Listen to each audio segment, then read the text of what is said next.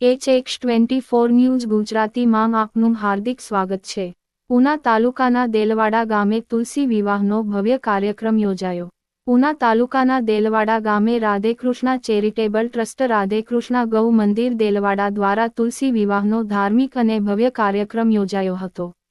આ પવિત્ર પ્રસંગે ઉના તાલુકાના ધારાસભ્ય શ્રી કાળુભાઈ રાઠોડે ઉપસ્થિત રહી તુલસી વિવાહના પાવન યજ્ઞમાં ભાગ લીધો હતો। આ અવસરે ધારાસભ્યશ્રીનું પુષ્પગુચ્છ તેમજ શાલ ઓઢાડી સન્માન કરવામાં આવ્યું હતું। કાર્યક્રમ દરમિયાન ધાર્મિક ગીતો, ભજન કીર્તન તથા ગામજનોની ઉત્સાહભરી ઉપસ્થિતિ જોવા મળી હતી।